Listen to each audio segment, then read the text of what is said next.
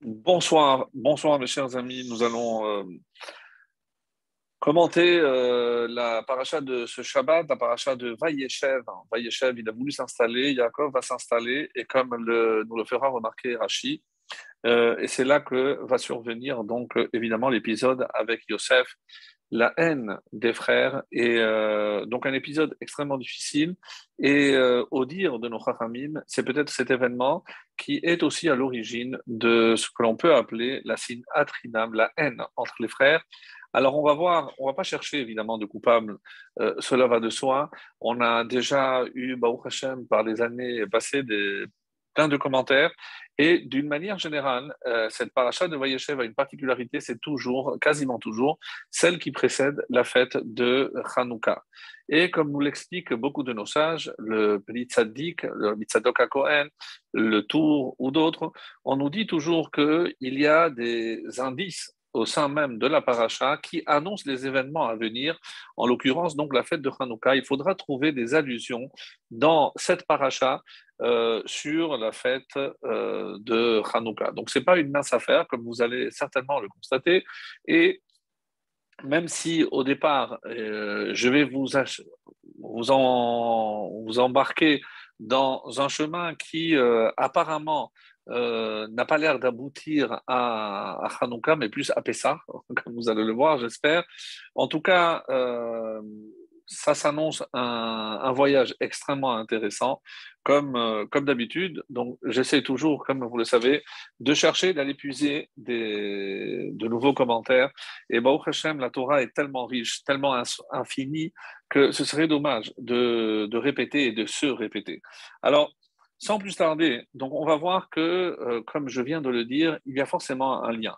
Alors, le Meshech Chochma, on avait déjà rapporté ce commentaire, donc, ouais, ça, donc qui est plus ou moins récent, donc il est décédé pendant la Shoah. Le Meshech Chochma nous rapporte un lien entre la paracha et la fête de Hanouka. Alors, même si pour l'instant on va se contenter, on va essayer d'approfondir un peu plus tard. Et qu'est-ce qu'il nous dit? C'est un commentaire qui se trouve dans Shabbat, la page 21b, exactement. Et là-bas, on cite un enseignement, et c'est le même sage qui va citer deux enseignements différents qui apparemment ne sont pas liés, mais lorsque on a l'habitude, comme ça dans le Talmud, lorsqu'un sage rapporte un enseignement, ben, s'il a dit autre chose, eh ben, on va le dire aussi. Et curieusement, donc, il est question là-bas de l'allumage de la Hanoukia, et il dira que si on allume au-delà de 20 amot, alors l'allumage n'est pas cachère. Pourquoi? Parce que personne ne lève les yeux. 20 amot, c'est à peu près 10 mètres, c'est à peu près un troisième étage. Donc, si on allume au-delà, donc je n'ai pas besoin comme la halakha le précise aujourd'hui, de la mettre à la fenêtre parce que personne ne va regarder en haut. Est-ce que, sans rentrer, parce que ce n'est pas un cours d'halakha, mais s'il y a des immeubles ou des habitations en face qui pourraient voir, donc bon, c'est vrai que c'est pas si évident que cela, mais en tout cas, voilà ce que la Gemara rapporte. Donc, et sans lien apparent, et ce même auteur cite un verset de notre paracha, et en disant un commentaire ultra connu, bien sûr, et en disant qu'ils ont jeté, lorsque les frères ont voulu, dans un premier temps, tuer Yosef, après l'intervention de Réhouven qui a voulu le sauver, on a dit pourquoi on va le jeter, on va le tuer, pardon, on va juste le jeter dans un puits. Et le puits où il est jeté, on nous dit, Vehabor rek en bomaïn. Donc c'est un puits qui était vide et il n'y avait pas de l'eau. Alors évidemment, Rashi, citant le Midrash, nous dit ici il est vide. Je comprends qu'il n'y a pas d'eau. Oui, mais c'est pour nous préciser qu'il n'y avait pas d'eau, mais qu'il y avait autre chose. Nechashim ve'akrabim, donc il y avait des scorpions et des serpents.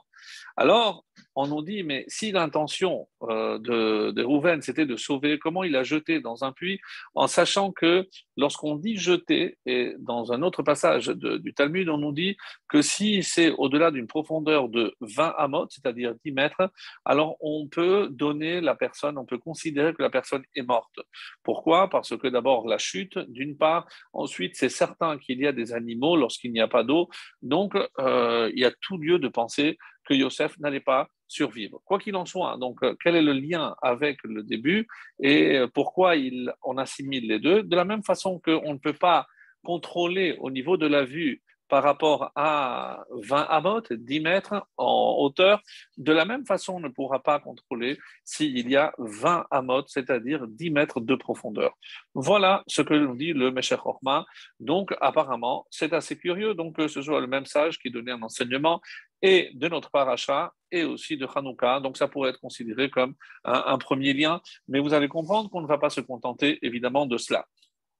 Par ailleurs, donc on va voir que dès le début de la paracha, Yosef a une attitude un petit peu étonnante. En effet, on va essayer de comprendre un petit peu par rapport au texte lui-même, qu'est-ce qui a suscité la jalousie, pour ainsi dire, des frères. Et on va se rendre compte que Yosef aussi avait une attitude répréhensible, si on peut dire. Pourquoi? Parce que c'est vrai qu'il était nahar, il était jeune, donc on parle ici de 17 ans, et Ve'Israël ahav et Yosef mikol banav. Donc, ici, le texte ne laisse pas de place à l'hésitation ou à un doute. Et Israël, donc, curieusement, et c'est comme ça que les Chachamim vont expliquer, on ne parle pas de Yaakov, le père, hein, ce n'est pas le père qui a une préférence sur un des enfants, Israël. C'est-à-dire, on est là dans le projet du peuple juif, d'Israël. Et il a vu le potentiel de Yosef. Mais juste avant le verset, Vayave Yosef et dibatam ra'a el avihem. Qu'est-ce que Yosef faisait? Il rapportait les propos, on va dire, de Lachon Hara que les frères faisaient. Il rapportait au père. Alors, vous avez certainement déjà lu Rashi, vous avez déjà certainement entendu. Qu'est-ce qu'il racontait, Yosef? Alors, il nous disait essentiellement les trois fautes. Il faisait trois fautes. Quelles étaient les trois fautes que les frères faisaient et qui est rapporté par Yosef à son père?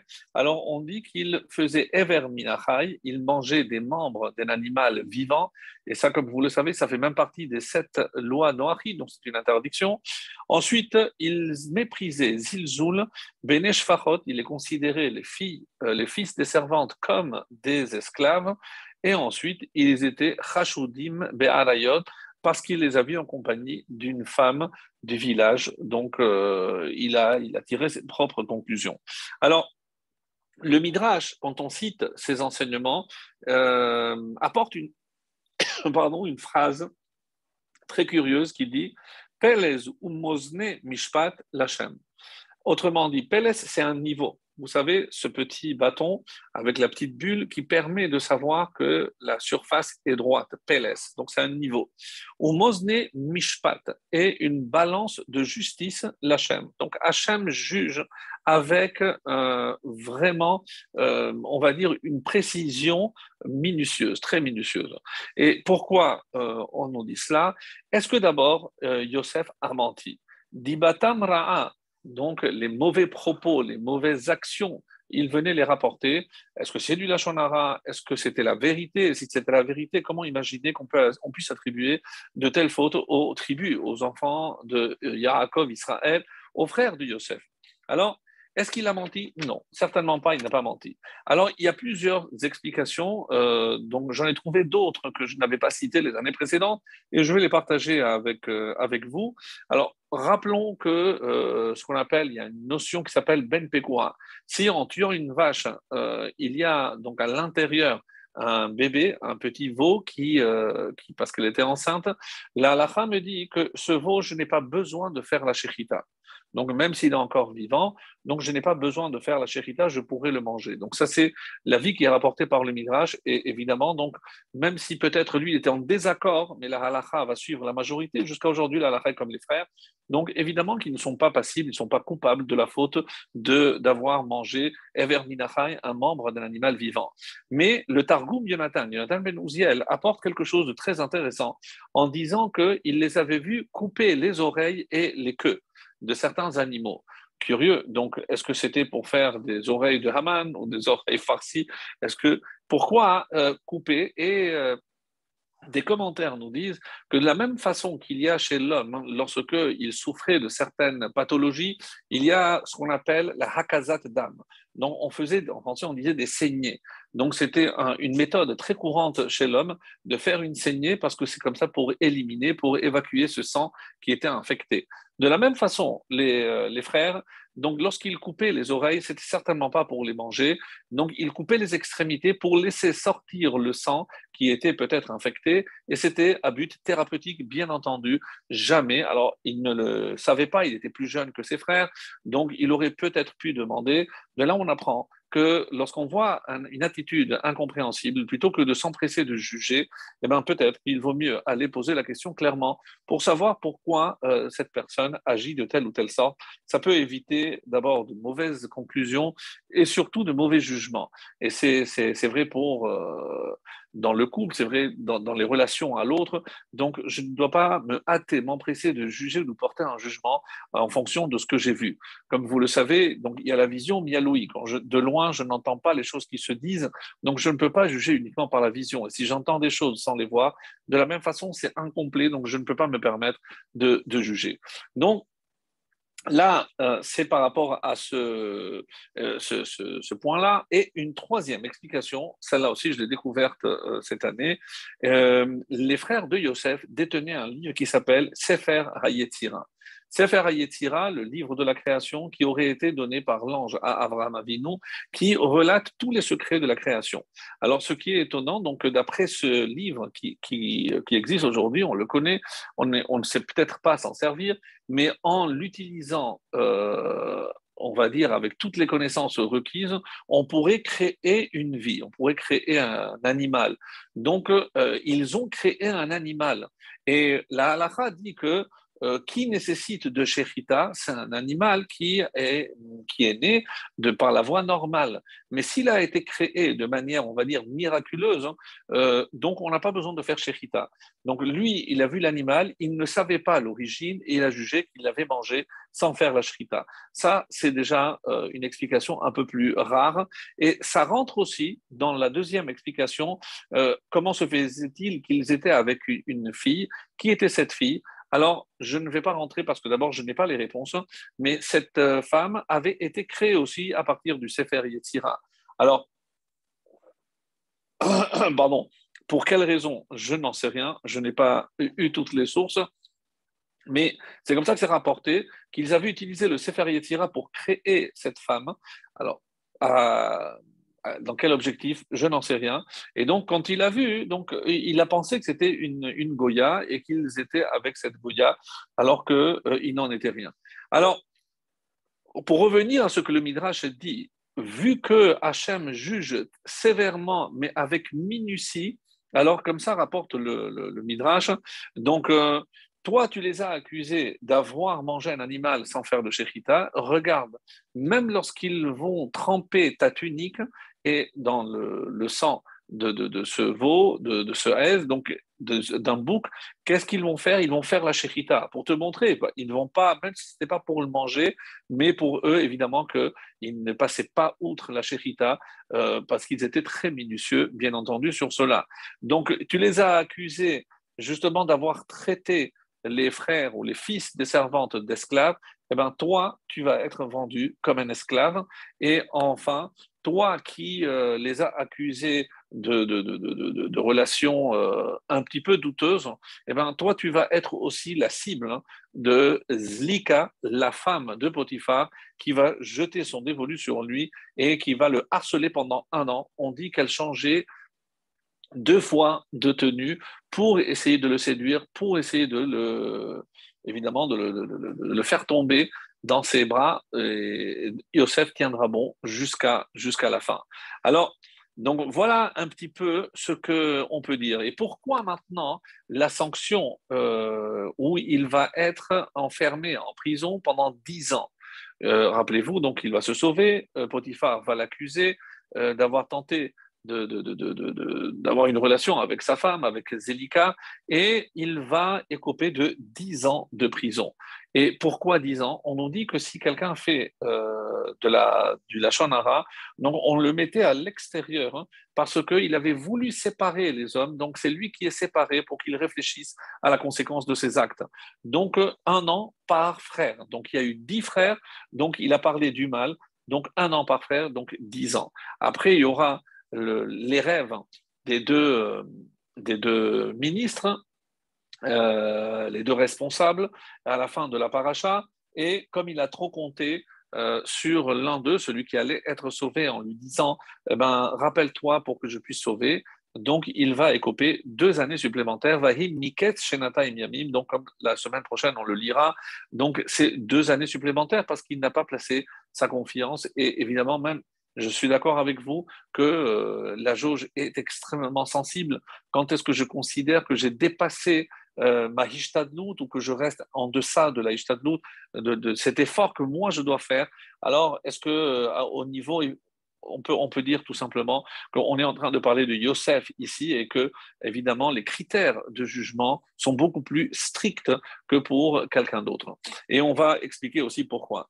Alors, après, on va arriver au rêve des ministres, donc ce sera la fin de la paracha, pour essayer de comprendre un peu mieux ce qui va se passer. Mais avant de parler des rêves des ministres, des Sérissim, on va parler des rêves de Yosef. Yosef, comme vous le savez, a fait 2 types de rêves. Dans le premier, il est question de gerbe et tout le monde se prosterne, toutes les gerbes se prosternent devant sa gerbe et Alumati.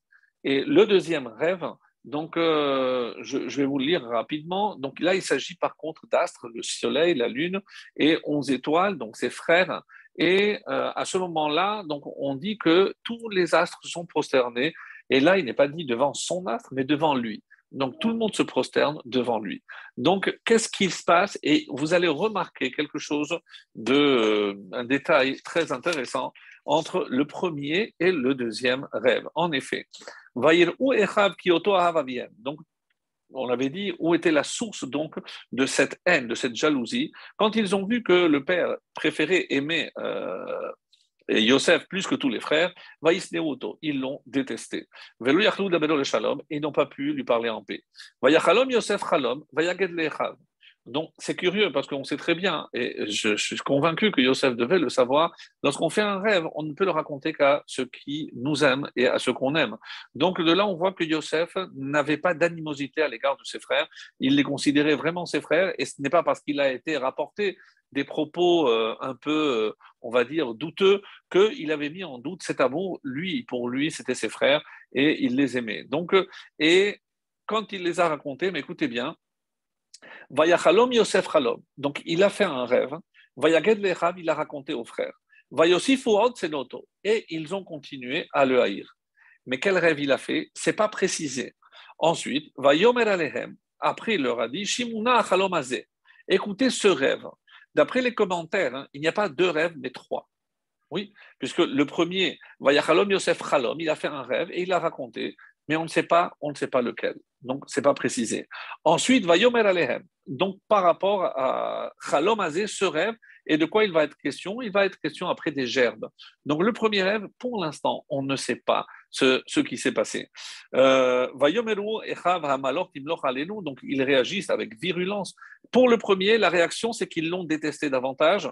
Mais la deuxième fois, lorsqu'il est question des gerbes, là, ils parlent, les frères, et ils disent, mais est-ce que tu penses que tu vas, toi, t'ériger en roi sur nous pour que tu nous domines? Et ils ont continué à le détester, al-khalomotav, sur ses rêves, au pluriel. Donc, si je dis que le rêve des gerbes est le premier, alors pourquoi c'est un pluriel?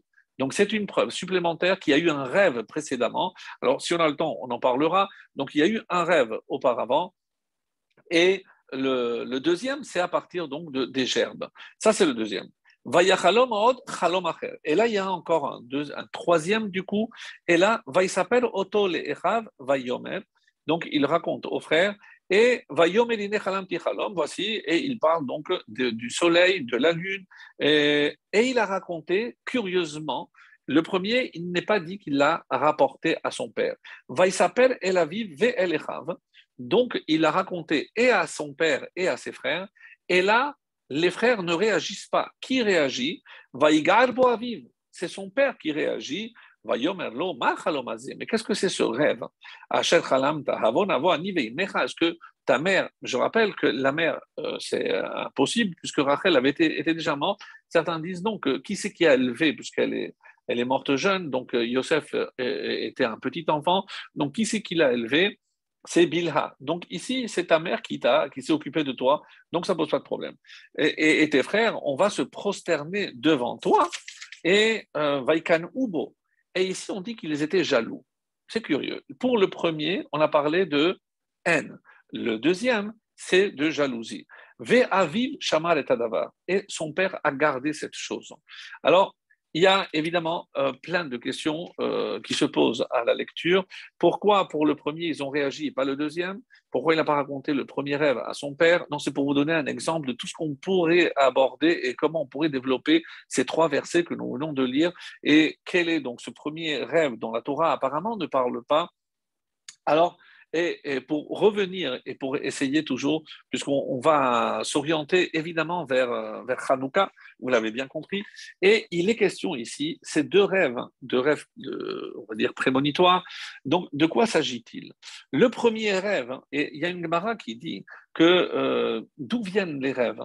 Donc, ces expériences, on va dire, oniriques, elles sont souvent provoquées par la pensée du jour. Donc, plus on pense à quelque chose, plus évidemment, eh ben, quelque chose qui nous taraude, qui nous dérange.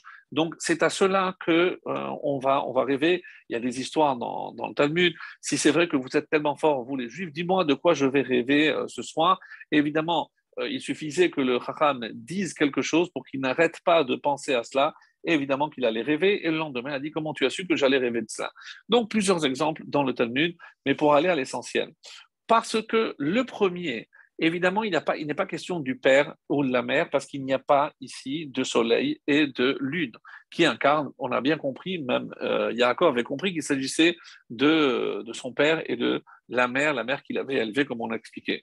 Alors, pour le premier rêve, donc comme ils n'arrêtaient pas, ils se sont dit, lui, il a des rêves de grandeur. Rappelez-vous les explications qu'on avait données, pourquoi ils étaient tellement sévères à l'égard de Yosef, parce qu'il s'était dit, de la même façon qu'Abraham a eu un enfant qui a mal tourné, Yitzhak aussi a un enfant qui a mal tourné, alors peut-être que Yaakov a aussi un enfant qui va mal tourner. Et dès qu'ils ont vu que Yosef commençait un petit peu à avoir une attitude qui ne rentrait pas, on va dire, dans le cadre, alors ils ont commencé à avoir des suspicions fondées ou infondées, peu importe, mais sur l'attitude de Yosef.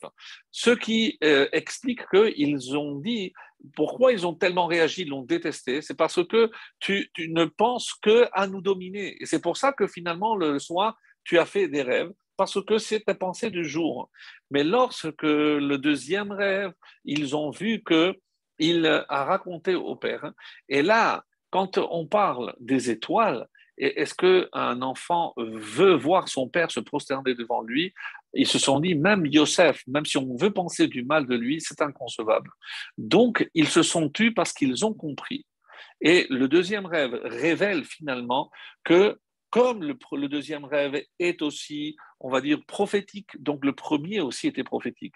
Et là, ils n'ont rien dit. Donc, ils ont compris, et c'est pour ça qu'ils ont été jaloux, parce que là, ils ont compris que si effectivement c'était des rêves prophétiques, que veut dire maintenant que son père Shamar et Tadavar, il a attendu la réalisation du rêve. Il savait que tôt ou tard, ce rêve allait se réaliser. Et qu'est-ce qu'il est dit ici, mes amis? Donc, n'oublions pas qu'à partir de cette haine, à partir de cette jalousie, Yosef va vendre, et là, on prépare, là, évidemment, l'exil en Égypte. Mais il n'y a pas que l'exil d'Égypte. En effet, il y a ici des allusions au niveau de ces deux rêves que nous venons de détailler. Donc, encore une fois, il y aurait tellement de choses à dire, mais simplement par rapport à ce que l'on veut, on veut bien dire aujourd'hui concernant donc les deux rêves de Yosef. Alors, il y a au niveau l'ouvrage s'appelle le Beth Alevi.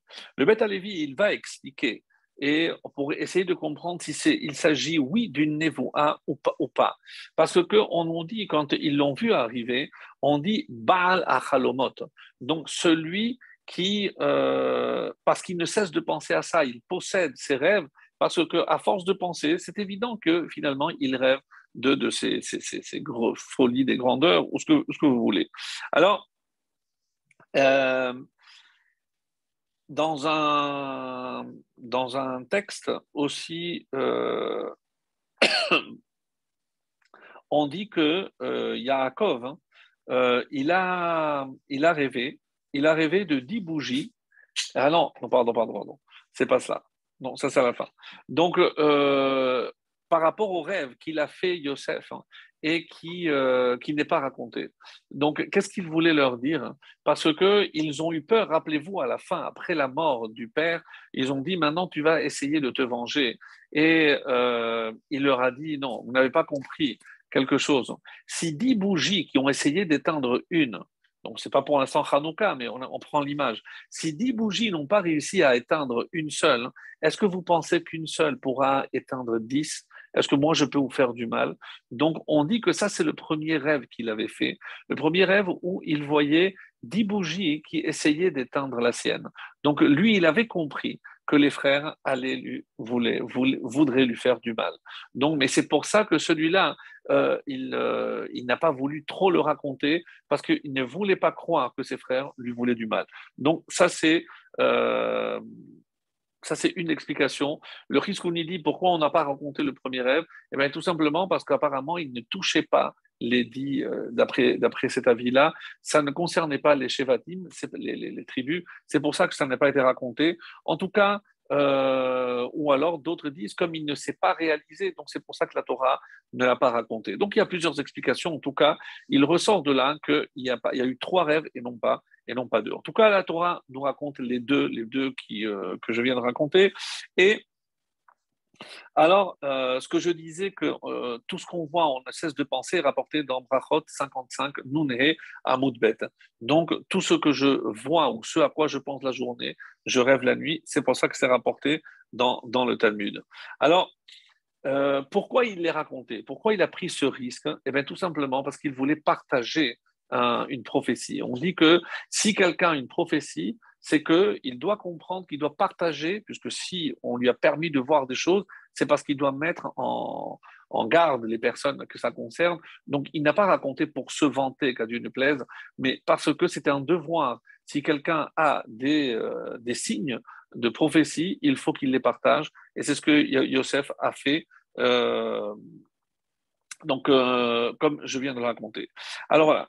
Donc, quand dans le traité de Avodah Zarah, c'est ce que je cherchais tout à l'heure, dans le traité de Avodah Zarah, il y a des petites masertot, des petits traités à la fin, et un de ces traités s'appelle Maseret Sofrim, Sofrim, donc les scribes, et à la fin de Avodah Zarah. Et la dernière Mishnah, la fin du Perek Kaf Aleph, alors qu'est-ce qu'on dit là-bas? Alors, on dit que Yaakov a pris 12 pierres. Écoutez bien parce que c'est vraiment hallucinant. Donc, Yaakov Avinu, on dit qu'il a pris 12 pierres et sur chaque pierre, il a mis le nom d'une tribu, le mois à quoi il correspond, 12 mois, 12 tribus, comme vous le savez, et le signe du zodiaque. Il les a mis et qu'est-ce qu'il a vu? Il a constaté que toutes les pierres s'inclinaient devant la pierre de Yosef. Donc le père Shamar et Davar, il a gardé pour lui ce qu'il savait déjà, parce que comme c'est rapporté dans ce que je dis, et il a fait 2 tests. Et tout ceci, évidemment, donc une fois que Yosef avait disparu, donc Yosef n'était pas là, et donc lui, il cherchait toujours à savoir s'il était encore en vie ou pas. Donc ça, c'est des signes qu'il faisait pour savoir. Ensuite, il a pris aussi avec des gerbes, et alors que Yosef avait disparu, donc il a pris sur des gerbes, et il a noté la même chose, le nom, le mois, et le signe zodiacal. Et il a vu effectivement que toutes les gerbes se sont prosternées devant la gerbe de Yosef. Alors, c'est pour ça que le père n'était pas étonné. Et le père, Shamar et Tadavar, il l'a gardé pour lui. Il savait pertinemment que c'était une prophétie. Donc Yaakov n'a pas été étonné. Au contraire, peut-être qu'il a été rassuré lorsque Yosef lui a raconté, mais comme il a disparu, et Shamar et Tadavar, il attendait la réalisation. Aussi, lorsque le fils disparaît, il ne comprend pas comment allaient se réaliser justement les rêves qu'il avait faits. Euh, ok, alors ça c'était par rapport. Alors je reviens maintenant euh, l'explication du Beth Alevi qui est très très belle. Et on va voir maintenant, on va commencer donc à relier avec la fête de Hanouka, comme vous allez le voir. Le Beth Alevi nous dit que le premier rêve, hein, le premier rêve, donc, Vaïsneu, donc ils ont détesté. Alors, pourquoi on déteste quelqu'un? Alors, c'est un pauvre qui peut détester un riche. Donc, parce qu'il a quelque chose que moi, je n'ai pas, donc je peux détester. Le Vaikane Ubo, le deuxième rêve, de quoi je peux être jaloux? On dit qu'il sofrim, parce que c'est pas au niveau, on va dire, de la richesse, mais au niveau de la sagesse. Donc, le premier, c'est au niveau de la richesse, le deuxième, au niveau de la sagesse. À quoi ça fait allusion? Alors, c'est le Khatam Sofer qui va nous donner une très très belle explication en disant que la Torah chez Béalpé, la Torah écrite, elle est, pardon, la Torah chez Béalpé, la Torah orale, elle est comparée à Mila, à la parole. Bon, c'est normal parce que c'est au travers de la parole. Et Torah chez Birtav, la Torah écrite, à quoi elle est comparée? Dieu a choisi de l'écrire sur la roche, sur la pierre, donc elle est comparée à Sela, donc à une pierre. Et le Khatam Sofer nous dit, Mila besela shtika betre. Donc, il rapporte une phrase qui est un peu énigmatique. Mila, une parole par le rocher, shtika betre, c'est on a fait le silence sur deux. Qu'est-ce que cela renferme? Et c'est ce qu'il va nous expliquer. Alors, il nous dit quelque chose de très beau en disant que, en fait, il y a une allusion ici qui nous dit qu'on a on a on a caché deux. De quoi on parle? Si je dis que Bessela dans la Torah écrite, on a caché deux fêtes. Quelles sont ces fêtes, mes amis? C'est la fête de Purim et la fête de Hanouka, deux mitzvot qui feront partie évidemment après des mitzvot des Rabbanan, des Chachamim. Donc, une explication aussi très belle nous dit pourquoi Moshe a tapé deux fois sur le rocher, indépendamment de toutes les réponses que l'on connaît, parce qu'il a voulu inclure dans le rocher, c'est-à-dire dans la Torah écrite, deux fêtes qui étaient Purim et Hanouka. Et comment c'est lié avec les deux rêves? Le premier rêve de la haine, donc c'est par rapport à la fête de Purim. Purim, donc c'est évidemment, il voulait montrer la richesse. On parle ici de Achashverosh, de Haman qui a utilisé sa richesse pour se venger du peuple juif parce qu'il voulait exterminer le peuple juif. Donc ça c'est le premier, on dit c'est le premier rêve. Dans le deuxième rêve, donc on dit que Vaikaneu, ils ont été jaloux. Qu'est-ce que les Grecs jalousaient au peuple juif? Évidemment, c'est la sagesse. C'est au niveau de la sagesse. Donc là, ils nous ont détestés par rapport au temple, et c'est pour ça que, évidemment, ils nous ont empêchés de le reconstruire. Et pour la fête de Hanouka, ils étaient jaloux de notre sagesse. Ils ont voulu d'ailleurs, dans un premier temps, traduire, rappelez-vous, la Bible pour pouvoir aussi dominer et essayer de comprendre ce que représentait cette sagesse du peuple juif. Et pour revenir à cette notion-là de la traduction, c'était évidemment à l'époque des Grecs, c'est la première traduction qui s'appelle la Septante, donc qui est une traduction au grec. Après, il y aura une autre traduction au latin qui s'appellera la Vulgate.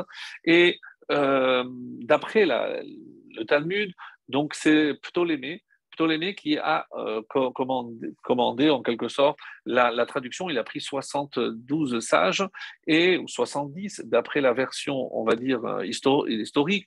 C'est ce qu'on appelle la lettre d'Aristée. Donc il a caché, il a séparé les 70 sages pour être certain que tout le monde donnait la même traduction. Hachem a fait un miracle, il y a eu beaucoup de points. Par exemple, le premier, Bereshit bara Elohim, au lieu de traduire Bereshit a créé Dieu, on aurait pu dire. Donc, ils se sont tous mis d'accord pour dire que Dieu a créé au début. Donc, bon, il y a des changements. Et curieusement, Le dernier changement dans la Torah, c'est au niveau des animaux impurs. Alors là, oui, c'est très étonnant. Pourquoi? Parce que parmi les animaux impurs, comme vous le savez, dans la paracha de Shemini, et ensuite dans Devarim, ça sera répété, on voit qu'il y a trois animaux qui sont cités dans un verset, qui sont le gamal, le chameau, le chafan, le lapin, et Arnevet, généralement traduit par le lièvre. Et ensuite, on parle du chazir. Pourquoi il s'appelle chazir? Parce qu'on dit qu'il va, c'est Édom, donc on a compris que c'est Bavel pour le chameau, Paras et Madaï, c'est le lapin, et Arnevet, c'est le lièvre, donc c'est Grèce. Et Chazir, on a dit, le cochon, c'est Édom. Donc pourquoi? Parce que c'est celui qui va être Marzir, celui qui va rendre la royauté à Israël à la fin des temps, à la fin de l'exil de Édom. Ceci dit, pourquoi ils ont changé? Ils ont mis au lieu de la place Arnevet, ils ont changé la traduction et ils ont mis celle qui est courte en pattes, qui avait les pattes courtes. Euh, Pourquoi? Alors bon, si on voit la forme, et c'est comme ça que Rachi et d'autres l'expliquent, parce que les pattes arrière sont plus grandes, donc elle est obligée, quand elle se redresse, les pattes d'avant qui sont plus courtes, elles risquent de tomber, donc elle garde un équilibre un peu précaire. Et pourquoi ils n'ont pas mis Arnevet? Alors parce qu'il se trouve que Arnevet, c'était le nom de la femme de Ptolémée, celui qui avait demandé la traduction. Alors il n'allait pas, évidemment, pourquoi il ne pouvait pas le mettre si c'est son nom? Alors c'est le nom qu'elle avait. Arnevet. Ils auraient pu garder ce mot Arnevet. Alors oui, mais vous avez remarqué, qu'est-ce qu'il aurait pu dire? Ça, c'est curieux. Qu'est-ce qu'il aurait pu dire? Regardez, vous avez mis Gamal, c'est au masculin. Vous avez mis Shafan, c'est au masculin. Chazir, vous avez mis au masculin. Et Arnevet, soudain, vous mettez Arnevet au féminin. Pourquoi vous ne mettez pas Arnav pour garder? Ah, vous mettez Arnevet parce que vous voulez vous moquer de ma femme. Donc, pour ne pas laisser de place à des doutes. Alors, bon, ça c'est la réponse qu'on peut donner à Ptolémée. Mais pour nous, pourquoi? Parce que en hébreu, et c'est l'une des réponses que j'ai trouvées, le mot arnevet désigne le genre et masculin ou féminin, ça s'appelle arnevet. Donc le ou la lièvre. Donc c'est pas en français exactement comment on dit, si c'est plus le ou la ou si c'est la même chose. Mais imaginez qu'on peut dire le lièvre ou la lièvre, donc le mot reste inchangé. Donc en arnevet, même s'il y a une connotation féminine, mais ça désigne le mâle et la femelle. Donc, tout ceci pour vous dire que Hachem a prévu pour éviter justement que d'abord pour qu'il ne soit pas mis en péril et parce que évidemment il y avait ici on va dire un vrai danger, un vrai danger. Alors on va poser la question, et ça, mes amis, on est obligé de se poser la question.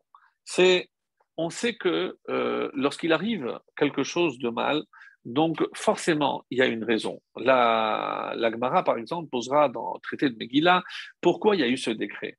Alors, bon, il y a plusieurs réponses. Rabbi Shimon Bar Yochai, eux, ils disaient parce qu'ils ont assisté au festin. Alors, Rabbi Shimon Bar Yochai va leur répondre alors que ceux qui ont assisté au festin soient mis en péril. Pourquoi ça va toucher tous les juifs des 127 provinces? Tout le monde n'a pas été à ce festin, donc ceux qui étaient très loin n'étaient pas concernés. Donc, alors les élèves ont dit au maître, alors maître, dis-nous pourquoi. Alors il donne une autre réponse, c'est parce qu'ils se sont prosternés devant l'idole que Nabucodonosor avait fait ériger. Donc bon, ça, ce qu'il ressort de là, c'est qu'il n'y a jamais de décret sans une bonne raison. Et donc, c'est pour ça, mes amis, que lorsqu'on cherche une raison à Hanouka, oui, disons-le, si on dit que pour Rim, il y a la question qui est posée, d'ailleurs, dans le Talmud, on posera la question Haman Minatora Minayin, d'où on a une allusion à Haman, d'où Mordechai Minayin. On va poser sur la question sur Mordechai et même sur Esther Minayin. C'est-à-dire, c'est que quelque part, il y a toujours une allusion dans la Torah. Pourquoi? Parce que Dieu a vu la Torah et a créé le monde. Donc tout ce qui se passe dans le monde trouve une source dans la Torah. Et là arrive évidemment une question énorme. Alors, l'auteur de cette question, c'est le Rav Shlomo Kruger. Il pose une question immense, vraiment énorme. Et il dit, je ne comprends pas, pourquoi le Talmud ne pose pas Matatia ou Minatora Minaïn ou Yehudit Minatora Minaïn, les personnages de la fête de Hanouka, qui est postérieure à Purim. Donc, au contraire, si déjà pour Purim il y a des allusions, alors pourquoi pas pour Hanouka? Alors, rien d'écrit. Non seulement il n'y a pas de traité, il n'y a pas de livre qui a été inclus dans le canon biblique, il n'y a rien sur Hanouka. Rappelez-vous les cours précédents, les années précédentes, on avait parlé de cet aspect, on va dire, où on cherche toujours à masquer. Rien n'est clair concernant Hanouka. On n'a rien d'écrit, on n'a pas de texte. Dans le Talmud, il faut aller chercher à droite et à gauche quelques allusions, comme on va le voir. J'ai apporté une autre allusion aussi très, très dérangeante, mais on a besoin aussi de se renforcer. Donc, on va trouver aussi, dans ce que je vais dire maintenant, une réponse très belle aussi. Alors, pourquoi, demande le Rav Kruger, pourquoi la Gemara ne pose pas la question? Pourquoi il n'y a pas une question concernant tout ce qui s'est passé à Hanouka? Pourquoi il y a eu le décret de Hanouka? Pourquoi, si, encore une fois, vous allez me dire, mais pourquoi il faut chercher toujours des questions là où il n'y en a pas? Oui. Et quelle est la question? Pas pourquoi Hanouka, mais comment expliquer que sur 180 ans on va dire, qu'a duré l'exil de Yavan, de Grèce, pendant 50 ans, c'est eux qui avaient l'utilisation du temple. Comment comprendre que le temple et tout le culte qui était autour du temple, comment expliquer qu'il était entre les mains de personnes comme les Grecs? Alors, impossible de dire qu'il n'y a pas une raison profonde à cela. C'est comme si Dieu nous disait, je ne veux plus que vous continuiez à servir dans le temple, je préfère que ce soit même des goïms, même quitte à ce qu'ils vont introduire évidemment des idoles, ils vont sacrifier des cochons sur l'autel, il faudra évidemment le détruire. Rappelez-vous, dans la chanson de Mao Suri Joati, on parle de Hanoukat Hamizbea. Nous, on a toujours dit c'est l'inauguration du temple ou réinauguration du temple, et on parle de Hanoukat Hamizbea, on a inauguré le Mizbeach, l'autel. Pourquoi? Ça veut dire qu'il a été détruit, celui qui existait, parce qu'il avait été souillé. On a construit un nouvel hôtel et on a inauguré un nouvel hôtel. Donc, Hanoukat Mizbeach, c'est parce que il y avait aussi, et il va poser d'autres questions. La vérité, c'est qu'il il pose des questions énormes. Par exemple, euh, il y avait dans le temple 10 miracles quotidiens. Comme vous le savez, le feu, la pluie qui n'éteignait pas le feu, qu'une femme n'a avorté par l'odeur de grillades, etc. Donc, vous lirez dans Pirkei Avot. Et là, parce qu'on trouve une petite fiole, donc, on en fait vraiment une grande fête. Donc, il faut comprendre pourquoi dans la Torah, il n'y a aucune allusion. Alors, la réponse est, j'ai trouvé très très belle, parce que, mes amis, à Purim, c'est le corps qui était en danger. La preuve, c'est que la mitzvah de Purim, c'est justement, je donne au corps ce qu'il a. Qu'est-ce que le corps aime? Eh bien, c'est manger, alors on va lui donner un michté, il va boire, il va bien manger. Ça, c'est à Purim. À Hanouka, il y en a qui disent que les séoudotes de Hanouka, comme vous le savez, sont réchoutes, sont facultatives. La mitzvah, c'est l'allumage. Mais est-ce que je dois faire vraiment des repas? Alors, profitez pour faire des livrets Torah, pour faire un siyum, pour finaliser l'étude d'un traité, etc. Évidemment, parce que ça devient une seudat mitzvah. Mais elle n'est pas forcément liée à Hanouka, parce que à Hanouka, ce n'est pas le corps qui était en danger, comme on l'a souvent dit et répété, c'est évidemment l'âme qui était en danger. Et alors, pourquoi donc il n'y a pas d'allusion dans la Torah? Et la réponse que nous propose ici le Rav Kruger est magnifique. Il nous dit, parce que si ça avait été écrit dans la Torah, ça voudrait dire qu'on aurait privé les Maccabim de leur libre arbitre. Est-ce que la révolte était déjà écrite dans la Torah? Donc quel aurait été le mérite? Comme il s'agit de l'âme, et l'âme relève de ce que l'on appelle, nous, Yirat Shamayim, la crainte du ciel. On a déjà dit, tout dépend du ciel, sauf tout dépend de Dieu. Akol bidei Shamayim, chutz mirat Shamayim, sauf la crainte. Donc, si ça avait été écrit dans la Torah, donc ça aurait été déjà prédestiné. Donc, on n'aurait pas eu donc cette initiative et on n'aurait pas eu de mérite.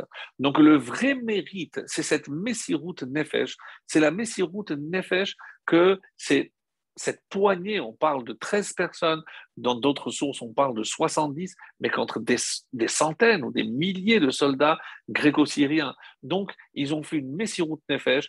De là on apprend que lorsqu'on fait quelque chose à fond, forcément Akadosh Baruch Hu viendra nous seconder pour nous aider.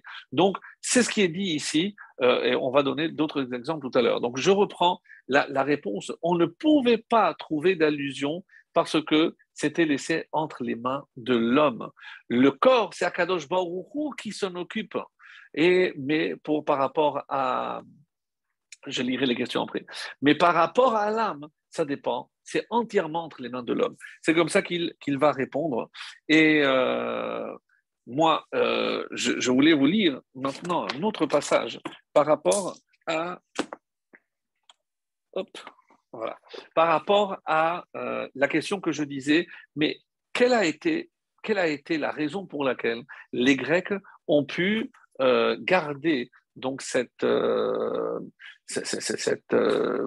la main posée sur le temple? Comment ils ont gardé le temple en empêchant les Juifs de faire la avoda? Alors, il est rapporté à la fin du traité Souka. Quand je dis la fin, c'est vraiment les dernières pages. On nous raconte une histoire. Et bon, je ne rentre pas dans les détails pour ceux qui veulent, donc vous irez voir, c'est 56b, donc vraiment la fin.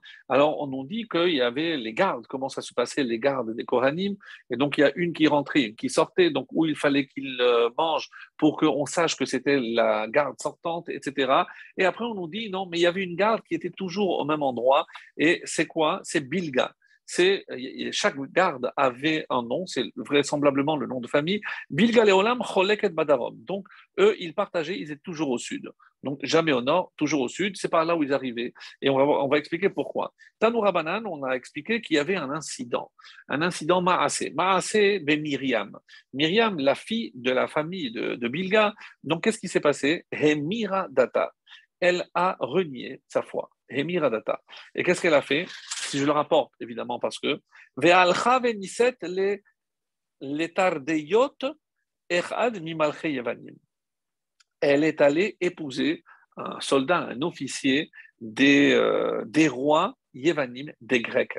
Donc on est à l'époque des Grecs, et la fille d'une famille de Kohanim qui servait au temple, eh ben, elle a épousé, vous imaginez la tristesse pour des Kohanim, pour n'importe quelle famille juive, de voir la fille partir renier l'essentiel. Après, lorsqu'ils sont revenus dans le Echal, donc ils ont évidemment dominé le temple, et elle est venue avec le soldat, avec cet officier, c'est un officier. Qu'est-ce qu'elle fait? Elle donnait des coups de pied avec sa sandale al Gabea Misbéar, sur le Misbéar, sur l'autel. On peut dire donc évidemment un signe de dédain, de mépris. Et elle disait Locus, locus, admatayata mechale mamonan shel Israël. Donc locus, locus, loup, un loup, loup. Jusqu'à quand vas-tu consumer, brûler, mechalé, mamonam, l'argent d'Israël? Pourquoi? Parce que comme vous le savez, il y avait le tamid, il y avait tous les jours des sacrifices qui étaient faits. Quoi, tu n'as jamais marre, tu veux que tout Israël. Alors, nous, on t'a servi, et elle dit et lorsqu'on a besoin que toi, tu nous sauves, où es-tu? Donc, vraiment des arguments très, très forts. Comment tu ne t'es pas à côté de nous au moment de notre détresse? Les Chachamim, ils ont entendu cette réaction. Kaveu et Tabata, donc ils ont fixé le Tabat, l'anneau qu'ils servaient, Vesatmu et Chalona, et ils ont obstrué, ils ont bloqué, comme si on avait empêché la famille de Bilga de servir dans le temple, d'officier dans le temple. Pourquoi la Gemara dit Veillez Shomrim Mishmarto Shoha Lavo? Alors on dit mais pourquoi? À cause de la fille, donc toute la famille a été sanctionnée. Et il y en a qui disent non, parce que, il y en a comme ça qui explique, chez Mishmarto Shoha Lavo. Écoutez bien la réponse. Parce que la garde, lorsque c'était le tour à la famille de Bilga de venir, ils tardaient à venir. Ils étaient nonchalants. Au lieu de s'empresser pour servir. Et qu'est-ce qui s'est passé? Venichnas Yeshevav Achiv Imo Veshimesh Tartav. Ça veut dire que Yeshevav, qui était là, qui attendait de partir, finalement, il restait et il occupait le temps qu'ils arrivent et ils arrivaient toujours en retard. Mes amis, c'est une semaine par an. Et pendant cette semaine, ils s'arrangeaient pour être toujours en retard. Donc, pourquoi on a fermé, on les a bloqués? Parce qu'ils arrivaient toujours en retard à la choule. C'est une image, bien sûr. Comment, si les enfants voient le père qui traîne, il arrive très très tard, des fois quand il se lève tard, il n'y va pas. Mais quel est le message? Ben, la trila, ce n'est pas tellement important. Et comme il s'agit ici d'une famille de Kohanim, et c'est ce que les Chachamim vont dire, c'est Itrashlut. Ils se sont montrés un peu nonchalants. Ils ont manqué d'empressement pour servir dans le temple. Alors, vous ne voulez pas servir dans le temple, qu'à cela ne tienne. Je préfère que ce soit des goïms qui rentrent dans le Beth Amikdash. Et ce sont les goïms qui vont faire ce qu'ils ont à faire dans le temple si vous n'avez pas compris ce que j'attends de vous. Donc, très, très grave comme image. Mais ça, c'est par rapport à ceux qui disent, bon, je vous lirai après, la Gemara est magnifique, mais par rapport à ceux qui disent que c'est tout ce qui était en retard, donc je comprends qu'ils aient tous été sanctionnés. Mais quand on dit que c'est cette fille, alors pourquoi sanctionner toute la famille à cause d'une fille? Écoutez bien cette réponse, parce qu'elle va nous emboucher un coin, excusez-moi l'expression. Et on nous dit, c'est Abaye qui donne cette réponse. Pourquoi donc toute la famille est sanctionnée? Abaye répond, c'est selon ce que disent les gens, c'est forme d'adage. Shuta de yenuka beshuka ode avuha ode ime. Qu'est-ce que ça veut dire? C'est shuta, la parole, la conversation de yanuka d'un enfant, beshuka dans la rue, dans le chouk littéralement, elle vient ode avuha ou de son père ou de la mère. Si cette fille a dit ce qu'elle a dit, comment se fait-il qu'elle a pensé à cela? C'est parce qu'elle a entendu ses propos dans la maison. Mes amis, on ne se rend pas compte. Tout ce que nous disons, nous parents à la maison, est enregistré dans la carte mémoire des enfants et tout ce qui s'entend va être répété à l'extérieur. Donc, si un enfant se comporte et parle d'une certaine façon, arrêtons de dire non, c'est à l'école qu'ils ont appris les gros mots et c'est à l'école qu'ils ont dit non. C'est la Gemara, c'est parce qu'elle prétend. La Gemara dit c'est ce qu'on entend à la maison. Et donc, si ces Kohanim pouvaient dire mais à quoi ça sert finalement tous ces sacrifices à part dépenser de l'argent pour rien, etc. Donc, qu'est-ce que cette fille a entendu? Eh bien, dès qu'elle a eu l'occasion, elle a épousé un grec. Et comment je sais qu'elle entendait ces propos-là? Parce que la première occasion qu'elle a eue, elle a donné un coup de pied au Moïse Béar en disant ce qu'elle a dit. Donc, attention, mes amis, attention, attention à l'attitude des parents à la maison, au comportement, aux paroles que l'on prononce, parce que tout est enregistré, tout est gravé.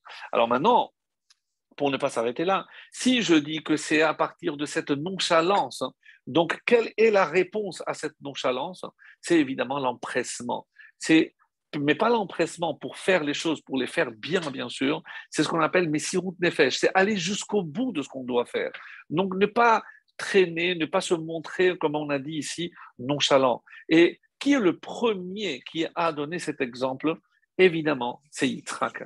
On dit que Yitzhak, parce que c'est le Mégaléa Moukot qui dit ce que je vous dis là, on dit que Yitzhak a vécu 180 ans. Combien a duré l'exil de Yavan? 180. Comme si quelque part, il vient contrecarrer 180, alors que lui, qu'est-ce qu'il incarne? La Messirut Nefesh. Il a donné sa vie pour Akadosh Baruch Hu, et qui va hériter? Alors on dit que le jour où Yitzhak est mort, écoutez bien, on dit c'est le jour où Yosef est sorti de la prison. Quel rapport? Quel rapport? Il y en a qui disent que c'est Rosh Hashanah, parce que chaque fois qu'il y a le mot Hayom, on va le voir, le temps passe vite, mais je voulais voir les rêves. Il faut vraiment que je dise deux petits mots sur les rêves. Donc, le jour où Yitzhak est mort, on dit qu'il est mort à Rosh Hashanah, même si c'est une marloquette, est-ce que c'est à Tishri ou à Nissan? Mais en tout cas, si on dit qu'il est mort à Rosh Hashanah, parce que Hayom, comme l'Égyptien va raconter le rêve, il va dire Hayom, et on avait déjà vu que chaque fois que le mot Hayom est utilisé, c'est pour désigner Rosh Hashanah. Donc, le jour où Yitzhak, qui représente justement la valeur de Messirut Nefesh, lorsque lui est mort, qui va reprendre le flambeau? C'est Yosef. Et Yosef va aller jusqu'au bout. Yosef est celui qui incarne la Messirut Nefesh. Et à qui va-t-il transmettre cette Messirut Nefesh? Bien entendu, mes amis, c'est aux Hashmonaïm. Si les Hashmonaïm n'avaient pas hérité de cette flamme qui leur a permis de se donner corps et surtout âme pour sauver l'âme du peuple juif, eh ben, on n'aurait pas eu de fête de Hanouka. Et qui sait si, comme à l'instar de cette jeune fille, Myriam, avec un si beau nom, comment elle est devenue la femme d'un officier, j'allais dire allemand, vous voyez le lapsus, d'un officier grec, parce que elle avait compris que en suivant les propos qu'elle entendait à la maison, eh ben, elle a commencé à douter de tout jusqu'au moment où elle a tout renié. Et voilà le résultat. Donc, la réponse, mes amis, pourquoi on a perdu l'utilisation du Beth Amikdash? Parce qu'on s'est montré nonchalant. Et donc, il a fallu pour le récupérer, eh ben, justement l'inverse, c'est-à-dire cet empressement, cette messirut nefesh. Donc, lorsqu'il s'agit de servir Dieu, on ne peut pas le faire quand j'ai le temps, quand je peux. Non. Quand je sais que j'ai un cours, quand je sais qu'il y a une fila, il y a un horaire, ben, je me dois de respecter parce que c'est comme cela, c'est ça la flamme, c'est ça la bougie. C'est évidemment, c'est maintenir cette flamme pour servir à Kadosh Baruch Hu avec cette mission de Nefesh. Et croyez-moi, on n'a pas besoin d'enseigner à nos enfants. Si nos enfants nous voient agir, eh ben, rappelez-vous, c'est toujours le meilleur exemple et la meilleure leçon que nous pouvons donner aussi à nos enfants. Alors, ça, c'est par rapport donc à ce que je voulais dire. Donc, bon, tellement de choses qu'on aurait voulu dire, mais ça, c'est évident que cet enseignement, je voulais le partager avec vous. C'est par rapport, au nom du Rokéar. Le Rokéar nous dit que, et vous pourrez le vérifier. En tout cas, je l'ai fait pour vous. Et le Rokéar nous dit que c'est une paracha extrêmement surprenante. Pourquoi? Parce que tous les versets, je dis bien, tous les versets de la paracha de Vayeshev commencent par le Vav, à l'exception de 8 versets. 8 versets ou qui ne commencent pas par le Vav. C'est curieux. Pourquoi Vaille? Vaille, c'est malheur. Parce qu'on nous dit que il y a plusieurs malheurs dans cette paracha. On les énumère. La vente de Yosef, la mort de la femme de Yehuda, la mort de ses 2 enfants, Er, Onan, les 2 enfants qui vont mourir, Yosef qui va être jeté en prison, les 2 Sarissim qui vont faire le rêve, qui vont prolonger malheureusement de 2 années l'enfermement, et ça se terminera bien sûr par la sortie, mais 2 ans plus tard, de Yosef du puits.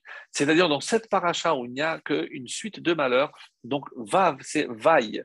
Vaille, c'est un signe de lamentation, de plainte, de tsar. Comme ça, il est dit. Et il y a un autre ouvrage, un seul, où on a ce même phénomène, où on voit que tous les versets commencent par un Vav, à l'exception de 8. Curieux, c'est lequel? Megillat Ruth. Megillat Ruth, nous dit le Rokéar, vous pourrez vérifier, tous les versets commencent par la lettre Vav, à l'exception de 8 versets. 8, bien entendu, encore une allusion aux 8 jours de Hanouka, à la Brit Mila.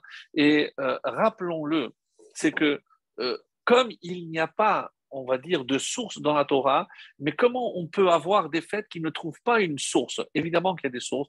On dit de quelle fête Purim tire sa force? On dit de Shavuot. C'est pour ça qu'un jour de Shavuot, un jour de Purim. Et le don de la Torah, bien sûr, puisque qui est mouv et kiblou, donc Purim aussi incarne le don, la réception plutôt de la Torah de forme volontaire. Donc ça, c'est par rapport à, à Purim. Et Hanouka, de quelle fête elle va tirer, elle va puiser sa force? On nous dit de Sukkot. Sukkot, parce que Sukkot exprime évidemment la protection divine. Dieu a protégé qui? Ceux qui veulent le suivre. Ceux qui se sont donnés corps et âme, comme les Maccabim, pour justement protéger Akadosh Baruch Hu. Et si déjà, donc ça c'est par rapport, on peut dire le lien avec Hanouka, si toute cette paracha, à part 8 versets, 8 comme la seule fête qui dure 8 jours, à part Sukkot plus Shemini Atzeret, c'est aussi 8. Mais donc c'est une allusion. Et pourquoi le lien entre Vayeshev et la Megillat Ruth? Eh ben, le Rocaire propose une réponse très, très belle. On nous dit que c'est dans cette paracha, lorsque Yehuda descend, lorsqu'il ira avec Tamar, c'est qu'on commence à voir la naissance avec Zerach et Peretz, donc les deux enfants de Tamar avec Yehuda. Donc de Peretz descendra bien sûr Boaz, Boaz, donc David et David le Mashiach. Donc Zarah, celui qui va briller, celui qui est parfait, un petit peu comme Yosef et Yehuda, on en parlera plus tard. Donc Yosef qui est le parfait, vraiment le plus que parfait même, lui il ne faute pas, il ne succombe pas, alors que Yehuda, on va dire, c'est l'imparfait. Parce que lui, oui, lui, il va tomber, mais la force du tzaddik, c'est de se relever. Et c'est toute la force de Yehuda, et c'est curieux parce que c'est de Yehuda que descendra le Mashiach, et non pas de Yosef. Quoi qu'il en soit, donc, Megillat Ruth, bien entendu, c'est la suite et aussi la naissance de David, qui est le précurseur de Mashiach. Donc, on voit qu'il y a forcément un lien entre la Megillat Ruth et la parasha de Vayeshev, puisque les deux sont le début, en quelque sorte, de la, de la genèse, on va dire, du Mashiach. Alors, par rapport à ce qu'on avait dit aussi, que les gerbes, c'est lié à Purim. Pourquoi? Parce qu'à Purim, je vous rappelle que quand Haman les a vus étudier, qu'est-ce que vous étudiez? On étudie comment faire la kmitza. La kmitza, c'est comment on prenait ces graines et il fallait donner juste une mesure. Et dit, ah, et de quoi vous prenez? Donc, c'est même pas du blé, c'est de l'orge. On prend de l'orge. Donc, il y a, on dit une relation, donc un lien avec la nourriture. Et donc, on peut dire que ce lien, c'est avec Purim, où la Séouda est obligatoire, comme on vient de le dire. Alors que Hanouka, c'est la lumière. Et quel est le deuxième rêve? C'est les astres. Donc, c'est aussi la lumière, les étoiles. Donc, on peut trouver beaucoup. Donc, on a fait beaucoup d'impasses, mais parce que je veux vraiment arriver au rêve des deux ministres, les chansons et le panetier. Alors, juste rappeler que parmi les décrets des Grecs, il y avait aussi l'interdiction de prononcer le nom de Dieu. Oui, ça paraît étonnant, mais croyez-moi, c'est extrêmement difficile parce que il était interdit, comme ils avaient fait inscrire sur les cornes du taureau, En lahem chelek, vous n'avez pas de part au Dieu d'Israël. Donc arrêtez le corne, le taureau qui symbolise le travail. Donc comme s'il voulait leur faire comprendre, les Grecs, que ça n'a rien à voir, Dieu n'a rien à voir avec la matérialité. Donc, vous vous fourvoyez complètement. Donc, arrêtez avec ces notions complètement ésotériques et invisibles. Vous parlez d'énergie, de pureté, d'impureté, l'huile impure. Donc, c'est des notions qu'il se refusait. Et donc, il ne voulait pas parler de Dieu. Donc, Assur le Askir Sham Shamaïm, c'était une gezerah, il est interdit de prononcer le nom de Dieu. Si on a parlé de la Megillat Ruth, on dit que le premier qui a introduit même dans la salutation, c'est Boaz qui a dit Hachem imachem. Donc Dieu est avec vous. Donc Boaz est le premier qui a en quelque sorte introduit donc cette connaissance dans la formulation. Et nous avons vu qui est ce personnage qui, qui fera dire même au Pharaon, si Dieu est avec toi, qui mieux que toi pour diriger, après qu'il interprétera les rêves de Pharaon, la semaine prochaine, on verra. Donc, on a vu que Dieu est avec toi, et on va le voir tout au long de cette paracha, même dans la prison, Ishmatzliach, il réussissait tout. Mais vous savez pourquoi ils ont compris que Dieu était avec lui? On dit qu'il avait un don particulier, parce que vous imaginez que en tant que juif et en tant que jeune, alors il se servait de lui vraiment comme un vrai esclave. Alors on dit, est-ce que tu peux m'apporter ceci? Une fois qu'il l'a porté, non, je préfère ça. Alors, il touchait et ça devenait ce que l'autre voulait. Je dis, non, mais je veux maintenant un café chaud. Il touchait et ça devenait chaud. Donc, ils ont compris que ce garçon avait des pouvoirs particuliers. Tout ce qu'il faisait, tout ce qu'il touchait, il réussissait. Donc, c'est ce que le Midrash nous dit par rapport à Yosef. Donc, Yosef était sans aucun doute très, très particulier. Alors, euh, par rapport au rêve, donc je pense qu'on va aller directement au rêve. Parce qu'il y a euh, quelque chose de très beau que j'ai découvert cette année, que je voulais partager comme d'habitude avec vous. Donc, je rappelle d'abord pourquoi ces deux ministres, en quelque sorte, étaient emprisonnés. Donc, le panetier, parce qu'on a découvert une pierre dans le pain que le pharaon a mangé, et le maître échanson, donc celui qui s'occupait des boissons, c'est parce il a trouvé une mouche dans le vin qu'on lui a servi. Alors, ça peut paraître un petit peu ridicule, mais vous imaginez donc l'affront qui est fait au roi lorsque on lui apporte quelque chose de défectueux. Alors, on peut imaginer avec tout le service qu'il devait avoir dans ce palais, tous les gens qui étaient à son service, pour que tout soit impeccable. Et c'est pour ça que même s'ils n'étaient pas forcément eux les responsables de ce qui s'est passé, mais ils portent la responsabilité vu que c'était à eux qu'il incombait de vérifier que tout était fait selon les règles. Alors, on pose une question très intéressante. Donc, on va voir, par exemple, dans la Megillat Esther, c'est que lorsque les deux qui ont fomenté un complot contre le roi Ahasverosh, ils ont été pendus le lendemain. Quand on a démontré qu'ils étaient coupables, qu'ils avaient voulu empoisonner le roi, eh bien, il n'y a pas de jugement, évidemment. Ils ont été condamnés immédiatement à la pendaison et ils ont été pendus tous les deux. Ce qui paraît ici étonnant, c'est qu'ils ont séjourné une année en prison. Mais si, effectivement, comme il y a un avis qui dit qu'ils ont voulu empoisonner le roi, donc c'est le Targum Jonathan Ben Uziel qui dit que c'était un animal, on va dire, venimeux, mais comme on ne le connaissait pas, donc il explique qu'on n'a pas eu la preuve de savoir si véritablement ils ont mis en danger la vie du roi ou pas, et c'est pour ça que le jugement traînait, qu'il traînait en prison pendant un an. Alors, la question est, c'est assez curieux que le jour même, hein, et au même moment, eh ben, il y a eu une erreur de la part du panetier et de la part des chansons. Comment se sont-ils arrangés pour que le même jour, il y ait eu ce problème? Donc, assez étonnant. Et l'explication qui nous est donnée, assez étonnante, elle nous est proposée par un ouvrage qui s'appelle Le Baal Aruch HaShulchan. Il dit comment c'est possible qu'en même temps, il y a eu deux accidents, mais tellement graves, vous imaginez, au niveau du palais. Alors, il propose une réponse très, très étonnante, mais très, très originale, qui n'est pas forcément dans les écrits, et il arrive à la conclusion qu'il y avait une très grande inimitié entre ces deux personnages. Et donc, il y en a un qui a voulu faire tomber l'autre. Alors, comment, à la fin, on sait très bien qui c'est qui va être réhabilité, c'est le maître échanson, c'est-à-dire celui qui va s'occuper des boissons. Mais si je vous demandais, si on sert un pain avec à l'intérieur quelque chose, je ne suis pas responsable parce que je ne le vois pas, mais lorsque je sers la coupe du roi et qu'il y a une mouche, comment j'ai fait pour ne pas la voir? Donc, alors, je peux dire, mais je ne l'ai pas vu arriver, je peux dire que c'est pas de ma faute, mais à la fin, qui c'est qui va être réhabilité? On a dit celui qui, à nos yeux, si je vous demandais qu'est-ce qui est plus grave, de trouver une pierre dans un morceau de gâteau ou de pain qu'une mouche dans mon verre.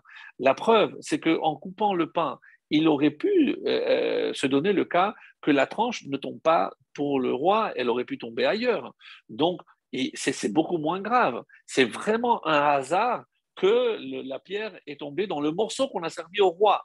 Mais encore une fois, mais c'est beaucoup moins grave. Alors, comment imaginer qu'au final, celui qui va être sanctionné, c'est précisément le maître panetier?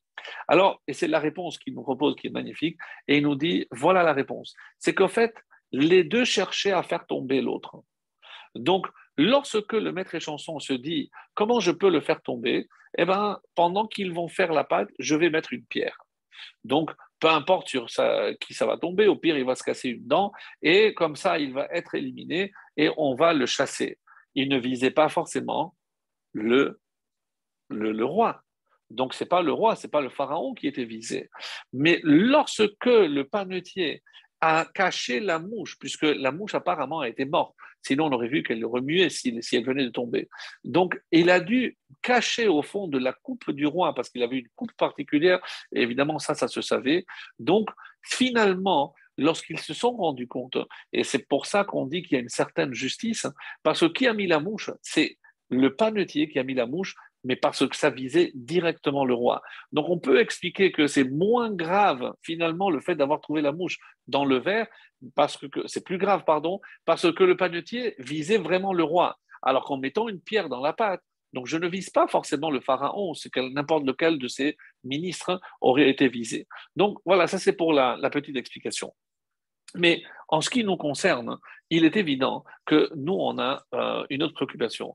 Pourquoi? Parce que lorsqu'on lit le passage du rêve, il nous dit comme ça, et trop de détails. On nous dit, Ubagefen shelosha sarigim, veike porachat aletanitza, ivshilu ashkeloteha anavim. Alors, je vous lis en français. Donc, et dans la vigne, il y avait 3 grappes, 3 sarments, et dès qu'elle bourgeonna, ses fleurs avaient fleuri et ses grappes avaient mûri en raisin.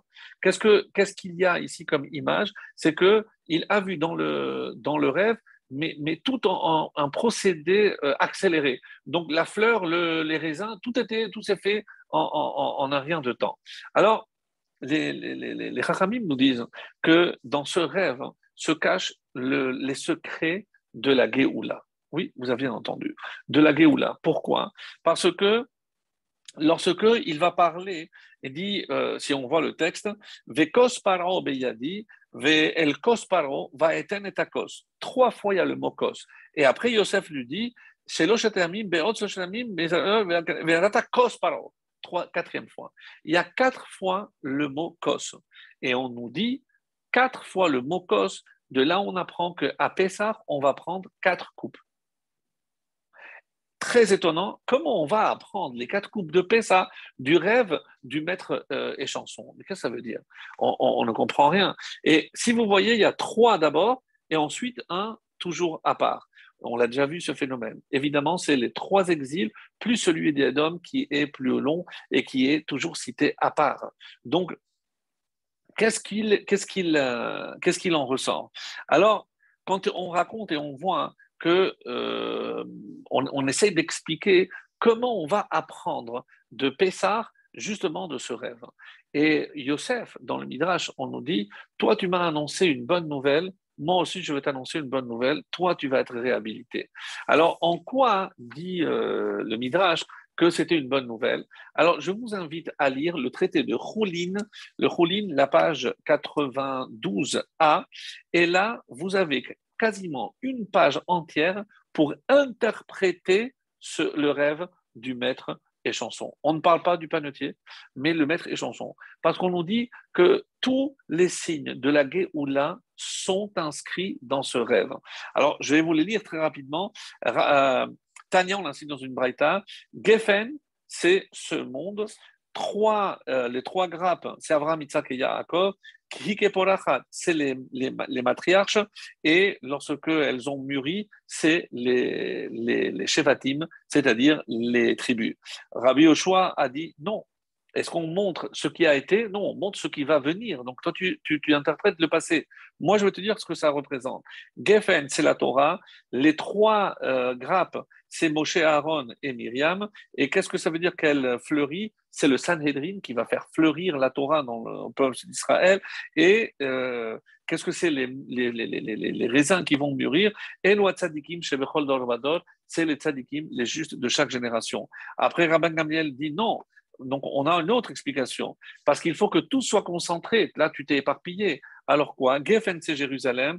Les 3, c'est le Migdash, le roi et le Kohen Gadol. Ensuite, c'est les Pirkei Keuna. Donc, tout semble dire la même chose. Et Rabbi Yoshua ben Levi dit non. Moi, j'ai une autre. C'est des cadeaux. C'est quelque chose que Dieu nous a donné. Alors, c'est quoi? Geffen, c'est la Torah. Les 3 grappes, c'est le puits, les nuées et la manne. Après, Anavim, c'est tout ce qu'on fera dans le temple. Et la dernière, bon, je ne lis pas tout. Et Israël, donc Geffen dit que c'est Israël et qu'on va sortir d'Égypte, comme c'est marqué, Geffen Mimitzraim Tassia, qui sont les 3. Les 3, c'est les 3 fêtes où on va monter à Jérusalem. Et lorsque on va voir que le peuple juif va enfin sortir du premier exil qui est Égypte avec des symboles magnifiques. Donc, finalement, qu'est-ce qu'il ressort? Que toutes les interprétations de ce rêve marquent et parlent d'une et même chose, c'est la Géoula, la délivrance. Donc, c'est normal qu'on parle donc de délivrance donc par rapport à la première, les quatre, mais ils sont une allusion aux trois exils plus quatre Yosef qui parlent de. On sait que Yosef est celui qui pourra venir à bout de Édom, donc c'est le quatrième qui est lu séparément. Mais maintenant, et le Midrash a dit autre chose, donc un petit peu un mélange de tout ce que je viens de vous lire. Geffen, c'est Israël, les trois grappes, c'est Moshe, Aaron et Myriam. Veike porahat, tafriach geulatan, donc c'est le début de la délivrance. Et aleta nitza, hinatza geulater, donc c'est la concrétisation de la geoula. Et hivshilu ashkeloteha, donc ils vont sortir avec une grande richesse. Tout est une allusion à la sortie d'Égypte. Comme si quelque part, à cause de Yosef, on va venir en Égypte, mais il y a déjà dans ce rêve prémonitoire et prophétique, donc les signes de la délivrance finale.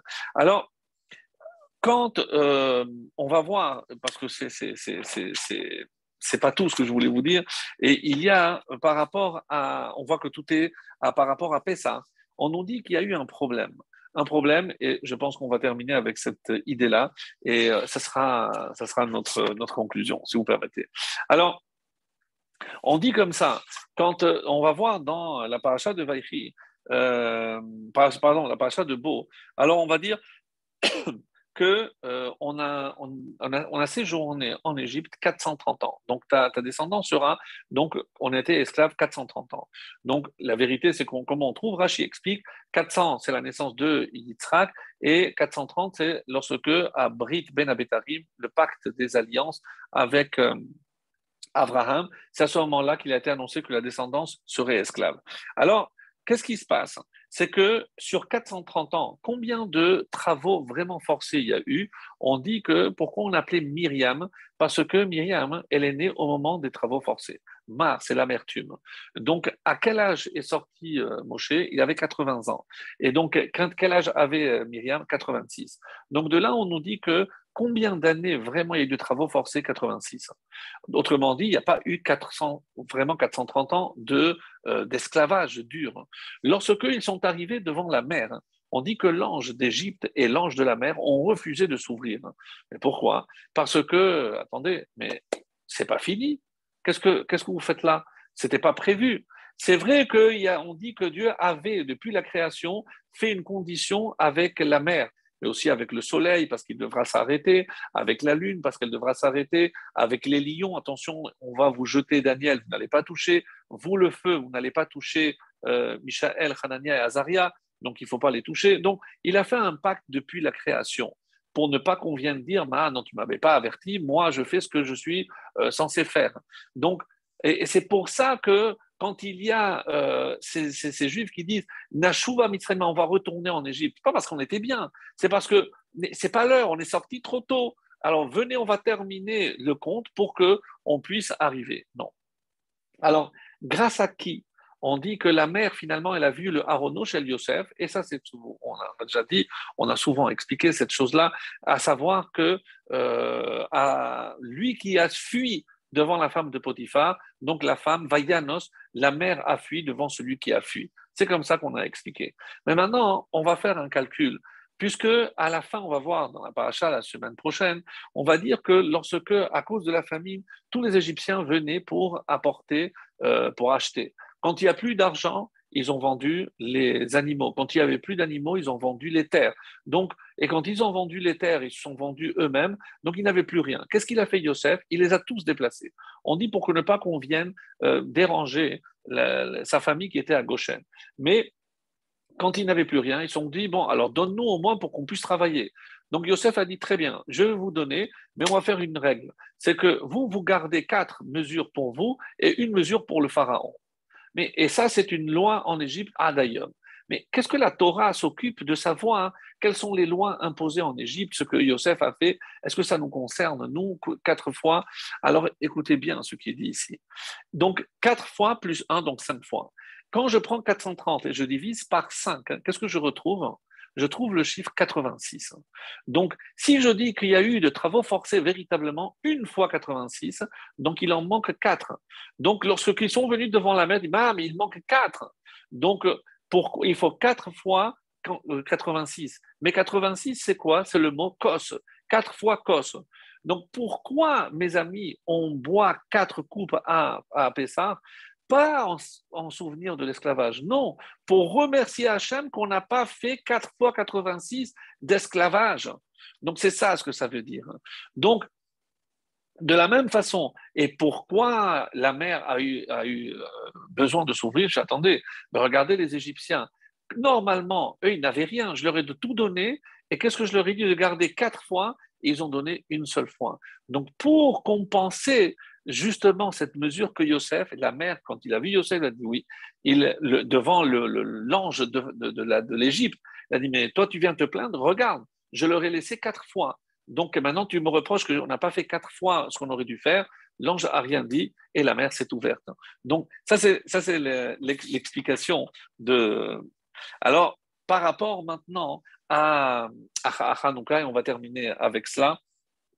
Donc, Rambam nous dit, d'où on apprend une règle très intéressante, c'est qu'on dit que Hanouka, c'est une mitzvah chaviva meod. Elle nous est très chère. À tel point, nous dit Rambam, que quelqu'un qui est dénué de tout, il doit vendre ses habits pour acheter de quoi allumer la Hanoukia. Incroyable. Alors que s'il n'a pas de tefillin, ça n'a pas été dit. S'il n'a pas les arba minim, il n'a pas dit. Il n'a pas de talit, non. Mais pour lui, alors, on nous dit, la seule autre halakha dans laquelle on nous dit qu'il faut tout vendre aussi pour avoir de quoi faire les 4 coupes, c'est pour Pessah. Alors, les commentaires disent, mais où Rambam a tiré cela? Et il a dit, c'est un raisonnement a fortiori. Si à Pessah, je dois faire pour remercier Hachem de ce qu'il nous a évité de faire 4 fois plus l'esclavage, donc c'est pour remercier Hachem et pour faire connaître ce miracle qu'a fait Hachem, nous a retiré 4 fois la mesure de temps qu'on aurait dû faire. Donc ça, c'est par rapport uniquement à ceux qui sont attablés. Donc on va parler de ce miracle. Mais pour Hanouka, où j'allume à l'extérieur, donc la propagation, la diffusion de ce miracle est beaucoup plus importante. Donc à plus forte raison que je devrais tout vendre pour faire connaître justement la connaissance de Dieu. Et c'est ce que l'on vient de nous dire. Quand on nous a empêché de prononcer le nom de Dieu, alors qu'est-ce qu'on a instauré? Asit Hashem Gadol. Donc là, on va agrandir le nom de Dieu. Et comment on agrandit le nom de Dieu à Hanouka, mes amis? Par la récitation du Hallel. Parce que le Hallel, il y a énormément de fois où on prononce le nom d'Hachem parce qu'on est reconnaissant de ce miracle. Mais grâce à quoi on a eu ce miracle? Grâce à notre Messirut Nefesh. De la même façon, si on veut être méritant de voir un miracle, de voir la reconstruction du Beth Amikdash, de voir l'allumage d'Anora, donc il faut que nous aussi, nous soyons capables de nous donner à fond, qu'Hachem nous donne la force de cette Messirut Nefesh, de le servir avec tout cœur, et on est convaincu qu'Hachem, c'est lui qui nous montrera la vraie lumière.